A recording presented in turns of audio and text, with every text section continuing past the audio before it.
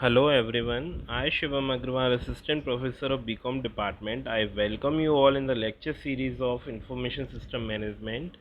Now we are on the fourth unit of our subject, that is regarding information systems.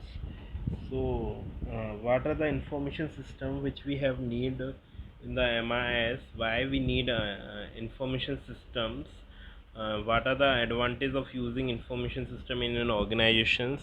What are the different types of information system which we are using in an organization? Which information system is doing what type of working? What are the various types of information system which we are used for organization? So that we will study about all the information system in this unit. And in the previous unit we have discussed about what is a system and what is a system development life cycle. Now in the information system management we will know about what is the information systems.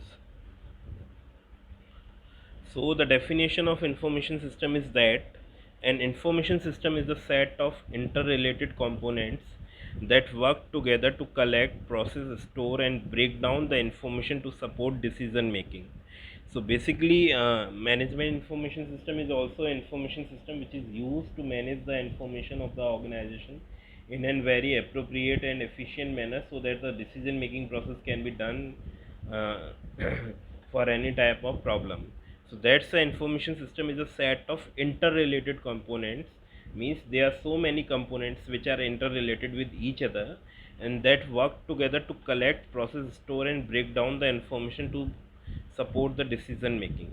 So basically the all the components are working together and collect, store and process the information to support decision making, means to make a decision making process we have to need a information system. So following are the dimensions of information system. The first one is the organizational dimension. So the information system are part of organization. Information system will have the standard operating procedures and culture of organization embedded within them. This involves function and specialties, business process, culture and political in- interest groups. So basically the first features the first dimension of information system is organizational dimension, means we know that we have to make a system for any organization. So firstly we have to know about what kind of organization is that, what are the organization objective, what are the organization goal, what is the vision mission of organization. So according to that we have to make a system. What are the functional specialties of that organization, what is the business process of that organization, what is the culture of that organization, what is the political interest groups in that organization. So according to that we have to make our system, information system. Second is management dimension. So the managers perceive business challenges in the environment. Information systems supply tools and information needed by the managers to allocate, coordinate, and monitor their work, make decisions, create new product and services, and make long-range strategic decisions. So that is about the management dimensions. So we have to know about what is the management dimensions, means allocate. We have to needed by managers to allocate, where we have to allocate this information system, where we coordinate and monitor their work, make decisions, create new product and services. So all these things will be in mind and according to that we have to make a information system. Next one is the technology dimension. So the technology dimension means management uses technology to carry out their functions. It consists of computer hardware, software, data management technology, networking technology. It's one of the many tools manager use to cope with the change. So technology dimensions means we have to manage our systems like that. So the systems, so the software and computers which we are using, they can run on them easily, and with the working of networks and which on which networks we are working, so it can work on them and we can rely on that network. So that's the technology dimension. So types of information system. So there are so many types of information system, but some of them are defined here. The first one is the transaction processing system. So the information system which helps out in transactions part, that is coming to a transaction processing system. Second one is the expert system. Expert system is used for the expert advice. So nowadays for that system we are using artificially intelligence, which machine learning we can say, on which the machine learn on the basis of their data, the past data, and according to that past data it will makes a decision for that. And the decision support system, if I may have to make a decision, so what is a decision support system help us to make a decision for that. Executive information system, for is there any executive information need, and what is the executive information we have to tell about the employees or not, so that's the executive information system. And knowledge management system, all the knowledge, how can we manage that knowledge, is coming into a knowledge management system. So the components of information system are: an information system is a combination of hardware and software and telecommunication networks that people build to collect, create and distribute useful data, typically in an organizational. It defines the flow of information within the system. So the objective of information system is to provide appropriate information to the user, to gather the data, process of that data and communicate information to the users of the system. So so the components are computer software, networks, databases, human resources and computer hardware. So these are the components of information system by which they can made up of an information system. So first one is the computer hardware. So the computer hardware are the physical equipment used for input, output and processing. Uh, which what hardware to use, it depends upon the type and size of the organization. It consists of input and output devices, operating system, processor and media devices. This also includes computer peripheral devices. So the first point is the computer hardware, means what hardware we have need for making that system. It consists of input output devices, operating systems, processor, media devices, and the peripheral devices are the devices which are connected to the system. I can say secondary devices are known as the peripheral devices. And the second is the computer software. So the computer software is the programs and application programs used to control and coordinate the hardware components. It is used for analyzing and processing of that data.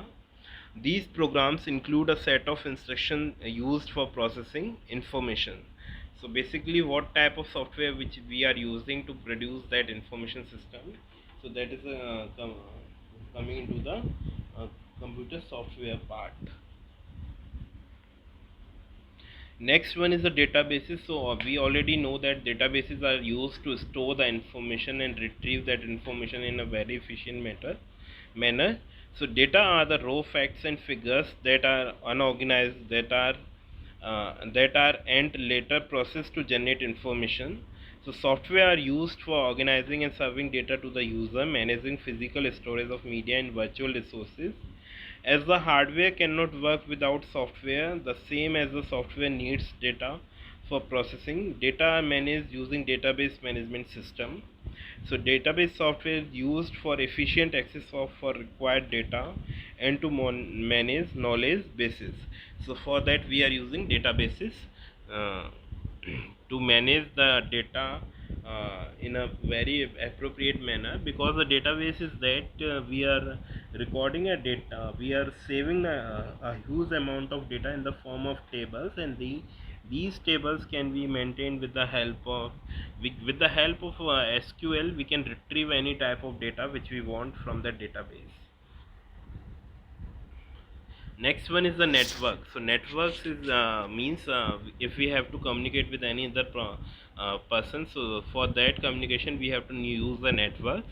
So network resources refer to the telecommunication networks like the intranet, extranet and the internet. These resources facilitate the flow of information in the organization. With the help of intranet, extranet and internet, we can facilitate the transmission flow in the organization. If there is a if within the organization, then we will use intranet, and if that is a within between the organization, then we will use extranet.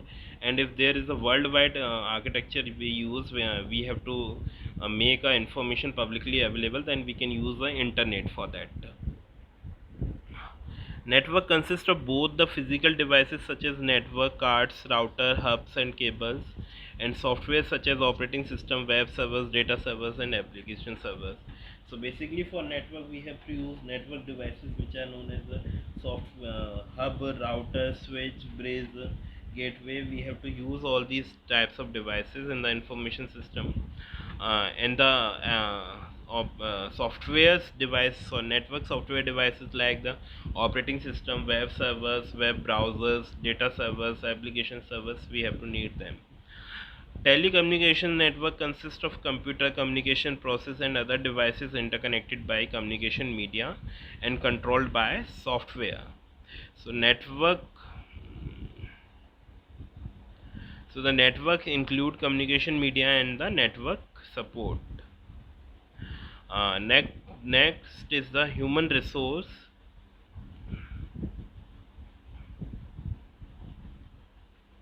So it is associated with the manpower required to run and manage the system.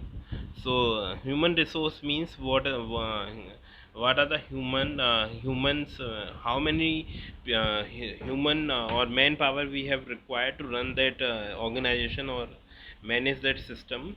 People are the end user of the information system. End user use information produced for their own purpose, and the main purpose of the information system is to benefit the end user. Why we are making an information system? We are making an information system to make a benefit to the end user, because with the help of information system we can make a decision process for any problem, and that decision will help out the end user. So the end user can be accountant, engineer, salesperson, customer, clerk and managers. It can be end user can be any one of them. People are also responsible to develop and operating information system. They include system analysts, computer operators, programmers and other clerical IS personals and managerial techniques. So these are the human resource. Means the end users can be accountant, can be customer, can be a computer operators, can be a programmer, and other thing can be a engineer, salesperson, customers. So these are the human resource. So we have to maintain all the components of the system to making an information system. So what are the components which we have to maintain in the information system? So the computer hardware, computer software, networks, and the databases, and human resource. So computer hardware are the hardware which are required to run that application. So we have to use these, we have to make that system which can run on our network, which can run on our organization's computers. So we have to take this thing into the mind, that we have to run the software on the software which on the hardware which are present in the organization. And that's the same thing about the computer softwares. And now next one is the databases. So for storing the information we have to use databases, and with the help of this information the software will help us out to making a decision making process. And the next one is the networks. So the network is the transfer of information from one place to another place. We are using networks. And the next one is the human resource. So we are using manpower for using that system, because at last and users will use that. So that is the manpower of an organization. So that is the human resource. So that's all about the information system. In the next lecture we have described about the types of information system, and we will discuss in detail in every type of information system in the next lecture. So thank you for the day. So thank you.